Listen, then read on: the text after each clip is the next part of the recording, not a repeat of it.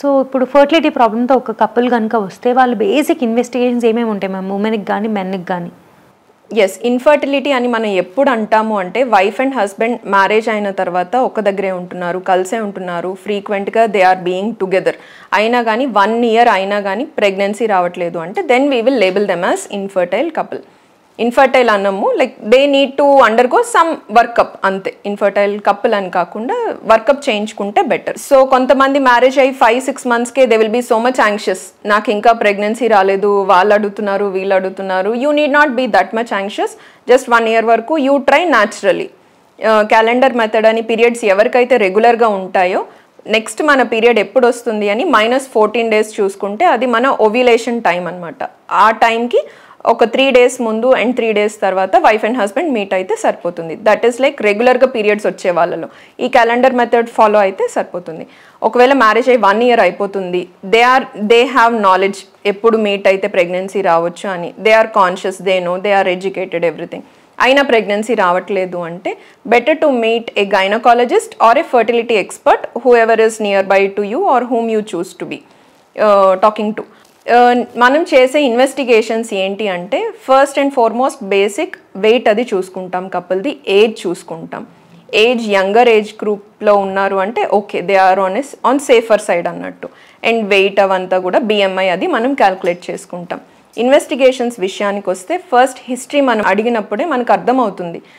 ఒకవేళ కపుల్కి ఇప్పటివరకు ఒక్కసారి కూడా ప్రెగ్నెన్సీ రాలేదు, లేదంటే ఇది వరకు ప్రెగ్నెన్సీ వచ్చింది, మిస్క్యారేజెస్ అవుతున్నాయి, ఫస్ట్ ట్రైమిస్టర్లో మిస్క్యారేజెస్ అవుతున్నాయి, ఎందువలన అని మాకు తెలుస్తుంది. సెకండ్ ట్రైమిస్టర్లో మిస్క్యారేజెస్ అవుతున్నాయి అంటే డిఫరెంట్ కాజెస్ ఉంటాయి, దానికి వెరీ డీలినియేటెడ్ మార్జిన్స్ అనేవి ఉంటాయి. ఏ ట్రైమిస్టర్లో మిస్క్యారేజ్ అవుతుంది అంటే మనకి we will have some clinching point, ఎందువలన ఇలా జరుగుతుంది అని. అండ్ కమింగ్ టు మిస్క్యారేజెస్ అదంతా it is a different thing. అసలు ప్రెగ్నెన్సీనే రాలేదు, 1 year అవుతుంది, 2 years అవుతుంది, ప్రెగ్నెన్సీనే రాలేదు అంటే బేసిక్ ఇన్వెస్టిగేషన్ ఫీమేల్కి అయితే అల్ట్రాసౌండ్ అండి, మేల్కి అయితే సెమన్ అనాలిసిస్. సెమన్ అనాలిసిస్లో అసలు ఎలా ఉన్నాయి వీర్య కణాలు, కౌంట్ ఎలా ఉంది, వాటి మార్ఫాలజీ ఎలా ఉంది, చూడడానికి ఎలా ఉంది, అండ్ మొటిలిటీ, ఈ 3 విషయాలు చాలా ఇంపార్టెంట్ సెమన్ అనాలిసిస్లో. కౌంట్ బాగుంది, మార్ఫాలజీ అస్సలు బాగాలేదు, మొటిలిటీ బాగాలేదు అన్నా కానీ న్యాచురల్ ప్రెగ్నెన్సీ రాదు. చిన్న మెథడ్స్ లైక్ IUI కూడా వాళ్ళలో పనికిరావండి. ఒకవేళ కౌంట్ అదంతా బార్డర్ లైన్లో ఉంది, మొటిలిటీ పర్వాలేదు, ఫార్మ్స్ కూడా బాగున్నాయి అంటే we can try naturally follicular study or IUI.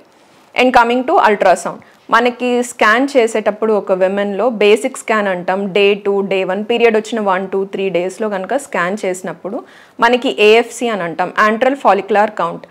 మనకి మెయిన్ ఏంటి ఫీమేల్ జెనిటల్ ట్రాక్ట్లో ఓవరీస్, ట్యూబ్స్, యూట్రస్, ఇవి బాగుంటే ప్రెగ్నెన్సీ రావడానికి ఛాన్సెస్ అనేవి more, that is obvious.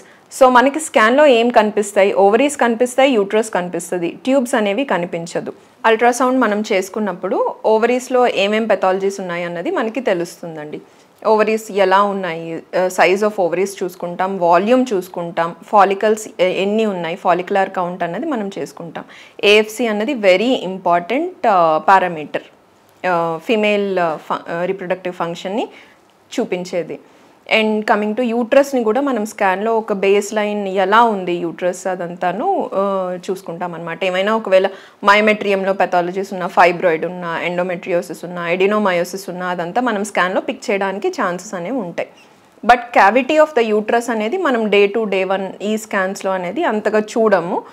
Cavity అంటే లోపల గర్భసంచి లోపల ఎలా ఉంది అని మనకు తెలియాలి అంటే later half of the cycle అనేది మనకి బెటర్, సెక్రెటరీ ఫేజ్ అని అంటాం. అంటే 14 days తర్వాత ఒక్కసారి మళ్ళీ మనం పేషెంట్ రమ్మని చెప్పి అప్పుడు మనం స్టడీ చేయడం జరుగుతుంది క్యావిటీని. ఇంకా ఏం ఇన్వెస్టిగేషన్స్ చేసుకుంటాము అంటే లైక్ మనకి హిస్టరీతో స్కాన్ అండ్ సెమన్ అనాలిసిస్తో we will come to one conclusion, problem ఎక్కడైతే ఉండొచ్చు అనే విషయం మనకి మ్యాక్సిమం తెలిసిపోతుంది. అండ్ ఆ కపుల్కి ఏం చేస్తే బెటరో కూడా మనకు తెలుస్తుంది. సో మనం ఏదైతే ఫర్దర్గా ప్లాన్ చేస్తున్నామో దాన్ని బట్టి ఫర్దర్ ఇవాల్యుయేట్ అన్నది మనం చేసుకుంటాం. బట్ బేస్ లైన్ అయితే ఒక ultrasound, semen analysis and history, ఈ 3 సరిపోతాయండి. ఒక కపుల్ కనుక మీకు ఫర్టిలిటీ ప్రాబ్లంతో వస్తే కనుక వాళ్ళకి అసలు అడ్వాన్స్డ్గా ఎలాంటి టెక్నిక్స్ ఉన్నాయి మ్యామ్, సో వాళ్ళు ఫర్టైల్ కపుల్ అవ్వడానికి కూడా? ఎస్, ఇన్ఫర్టిలిటీ క్యూరియాసిటీతో ఒక కపుల్ మన దగ్గరికి వచ్చారు, మీకు అడ్వాన్స్డ్గా ఏమున్నాయి అన్నది కావాలి అంటే ఐవీఎఫ్ అందరికీ తెలిసిందే, ఐవీఎఫ్ అంటూ ఉంటారు ఎక్కువగా.